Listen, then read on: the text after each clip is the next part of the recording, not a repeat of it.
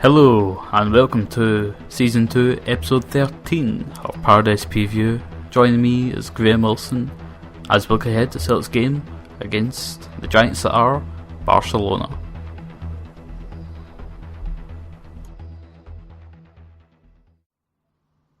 So Josh, we have the home leg versus Barcelona coming up in 2 days, but before we talk about that, obviously we had the 2-2 result at Tannadice this past weekend against Dundee United. A bit of a letdown, especially with two great goals scored by Miku and Tony Watt.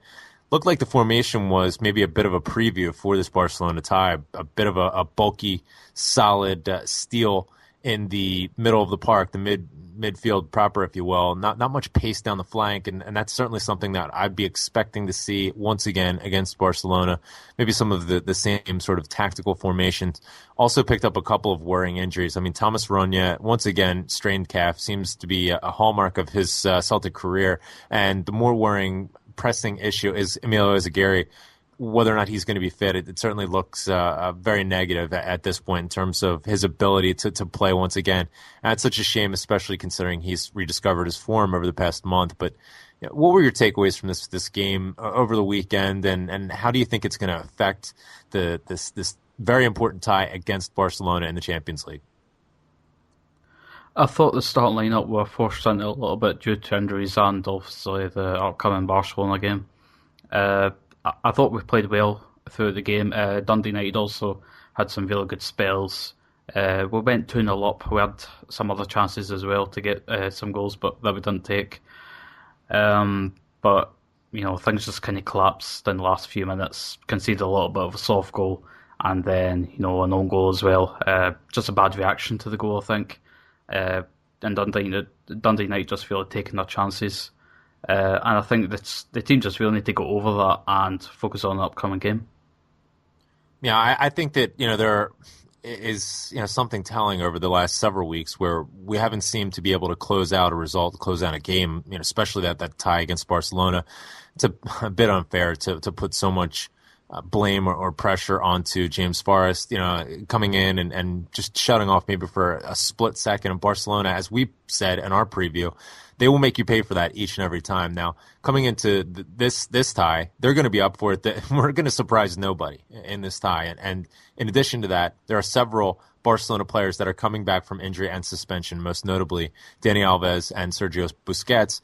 Gerard Piqué, their premier starting center half, is back training and is available for the game on Wednesday, although I'm not so certain that he's going to be in the starting 11 for Barcelona, especially with the job that Batra had done in his stead during the last tie at the new camp. But with that being said, these players coming back in, not so much Dani Alves, but certainly Sergio Busquets, is going to alleviate the height advantage that Celtic had in that last tie, and that was particularly apparent in how many short corners Barcelona took. You never saw them trying to whip the ball into the box because we had such an advantage there. They were trying to use their advantage in pace and skill to try and circumvent the Celtic defense. Now, to our players, and especially the back four's credit, they did an exceptional job in defending, and not just in that cynical sort of pack-the-box sort of way, but they met the challenge in many of the disputed parts of the midfield and dispossessed Barcelona. Now, with that being said, Barcelona does a fair bit of defending themselves, and they hunt in packs. They give you absolutely no time on the ball. Some of our players seem to be, a bit overwhelmed at the speed with which Barcelona moved about in numbers to try and get the ball back. What are some of your keys to this upcoming tie, taking into account, the fact that Barcelona are bringing back some of their marquee players, but we also have some injury worries of our own, so that there may be sort of a double negative there, if you will. Georgios Samaras is another concern. Your thoughts? Yeah, it's unfortunate I've got some of our own injury concerns. And basically against Barcelona, obviously we're going to need to have the same level of defending that we did with the new camp. We're going to have to be very clinical, not give away any silly fouls, not give away any silly penalties. Barcelona did get into the box a few times, but fortunately Ambrose and Joe Ledley, I think, put in two absolutely brilliant tackles. Yes. Just very cleanly getting the ball and not giving away a penalty that some players might do, just too enthusiastic going into the tackle. But another thing we're going to need against Barcelona is we're going to need to try to get the ball a little bit more, and when we have the ball, we're going to have to try and do something with it. We can't toddle about in the defence. We can't just try and hold on possession. We need to try attack them and really try push them back. Some key stats from the last game.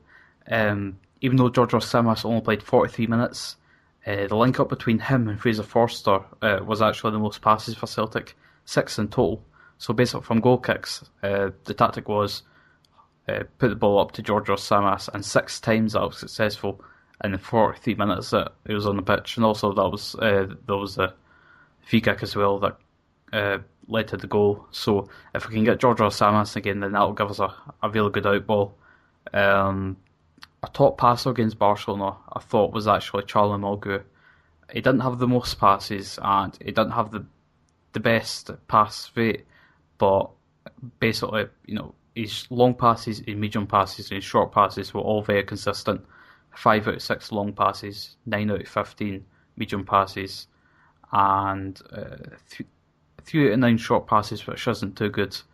The squad average was about 55% pass success rate. I'd like to see us get that up a little bit higher with a crowd behind us. Yeah, no question about it. Great points there. Especially with regard to Charlie Mulgrew. I mean, we've talked about his presence in this side, and Neil Lennon almost struggling to find places for him to fit in, especially with the partnership of Efraim Ambrose and Kelvin Wilson really solidifying. Charlie Mulgrew has found his spots in the left side of the midfield, and now with Emilio Zagari looking likely to go out of the starting 11 due to injury, it almost fits nicely hand in glove there with Charlie Mulgrew slotting in at left back, although personally I think that's his worst position. But nonetheless, it's really valuable having him in the starting 11 for his service, and the long passes. I mean, he can ping a pass almost better than anybody on this team just now. So and the results were apparent with the goal that Samaras scored. You make an excellent point with regard to the service from Forster to Samaras, and obviously that's going to come from free kicks and goal kicks that we would set up for ourselves. Like you said, from some excellent defending.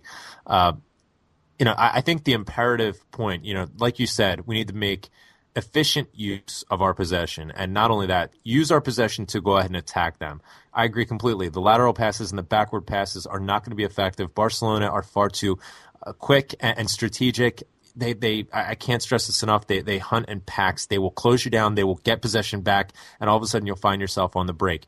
What we need to have happen, and one player who I think is going to be absolutely essential to this game is going to be Joe Ledley. I don't think he had his best game at the Camp Nou. That being said, typically when he has that off day, it's the exception and not the rule. I'm looking for big things from him. He's my key player in this game, most notably because when we do get possession, and even this even applies down the flanks, we need to be 100% aware of where our strikers are at all times. Have a mental picture in our mind and make ourselves available. Find open space, present yourself to receive passes if one of your teammates with the ball is coming under pressure. Find those open spots, keep your head up, and look up the pitch to find a striker that's peeling off of their back four, because once again, no matter who the personnel is going to be back there, they are going to be playing a high line. So that presents an opportunity. If it's Miku, if it's Hooper, and hopefully Samaras will be back if it's him, they can peel off those defenders, run into space, and open up scoring opportunities for us. I think that's absolutely essential for us. Yeah, definitely. The Barcelona attack, they're going to be very precise, and I think defending in this game might actually be a bit harder because Celtic might be a bit more open, try to attack a little bit more, try to push our agenda, and they might find a little bit more space at back, and we might need to rely on a few more fantastic saves from Fraser Forster and some of the F. Ambrose moments, just fantastic tackles. But hopefully, on the night we can go out there and just put in a really good performance. Yeah. Yeah, I think that another important player, key performance in this tie is going to be Chris Commons. He's had some absolutely delightful performances that so far this season, most notably the hat trick that he scored last week in the League Cup tie at Celtic Park. But there are also games where he just sort of floats in and out. And I think that sometimes that comes down to the tactical breakdown and finding himself in spots that don't really suit him, especially with that tie at Tannadice over the weekend where many times he found himself wide. I don't think that he quite has the pace to beat a man down the flank, but certainly through the middle of the park. He has exceptional technique with the ball at his feet. He's going to be, I think, an important player. Sort of in that intermediate, finding space in between, the Iniesta and the Xavi combination, and especially Busquets. If we can catch him off guard, and Commons can present himself sort of in that intermediate back to goal and set up the Celtic attack, we're going to have to play on the break. He's going to be an essential part of that, especially with his ability to let shots go on that with power from just outside the box. I think that's going to be an exceptional quality to have. And, certainly from set pieces, Charlie Mulgrew, and I think, again, Joe Ledley, the silent assassin, as he's been labeled, he's been exceptional at headering the ball home for goals. That's really how it's going to have to lay out for Celtic, especially with players like Messi, Iniesta, Xavi, who are still smarting from that tie at Camp Nou. They went in fully expecting to control that game, and that's not exactly what they get. They're going to be on their toes this time. Yeah, Guy Hooper, he actually had a decent game against Barcelona. He completed 16 passes out of 25, giving him a 64% completion rate, which was actually the best in our team.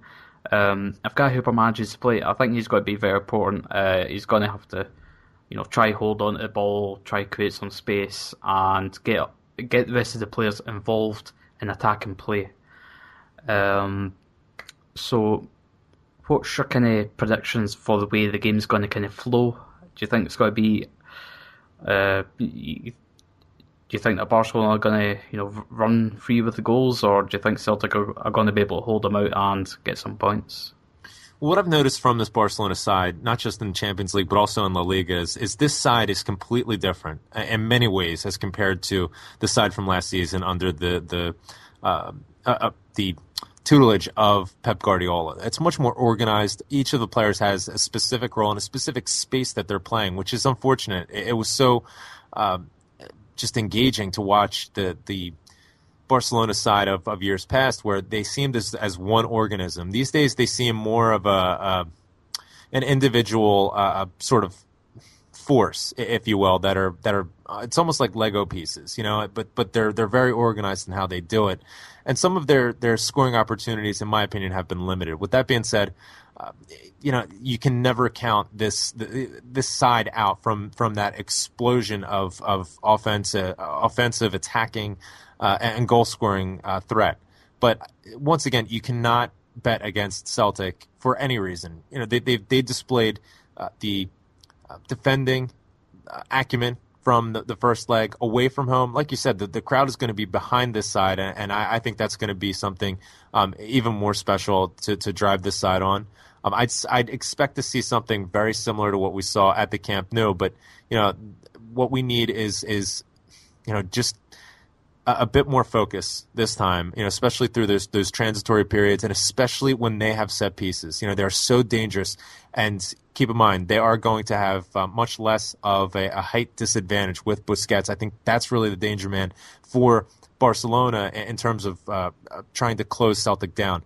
If Samaras plays, look for Busquets not to be far away from him at all times, trying to shut him down and stifle the attack. But it's a bit sort of foolhardy at this point to try and predict the starting 11 for either team, because there's so many players who've been out from suspension or injuries. It's just really hard to predict, and there's just so many variables in play. But in terms of prediction for the scoreline, what are your thoughts there, and what are your thoughts in terms of how this game is going to move and what's going to turn it on its head? For the last Barcelona game, I predicted a 1-1 draw, and we were so close to that, conceding in the 93rd minute. This time, I'm actually going to say the same, a 1-1 draw. Yeah, I think that, I'm going to stick with my guns, and I said this on the Beyond the Wave Celtic football show, Celtic 2-0. I have no idea why, but there is magic within paradise. And, we've seen it before in the past against some very high quality Barcelona sides. We've gotten results. I mean, think back to 2004, Alan Thompson.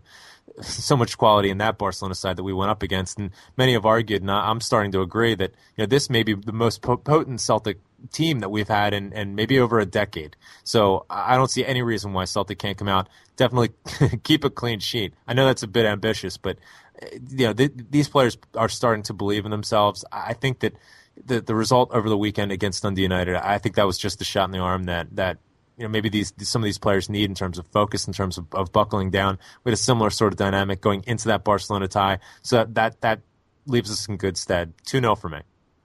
My final addition to this is that I think the Dundee United game was good preparation for this game. They put us under some pressure and potentially allowed Neil in to see where some of our weaknesses in defence are, and really fix them before this big important game. Yeah, I agree completely. None of these players are going to be coming in, on a wave of confidence that may sort of put their guard down. Everybody's going to be on full alert and well up for what their responsibilities are, fully focused, and I fully expect another fantastic Celtic performance.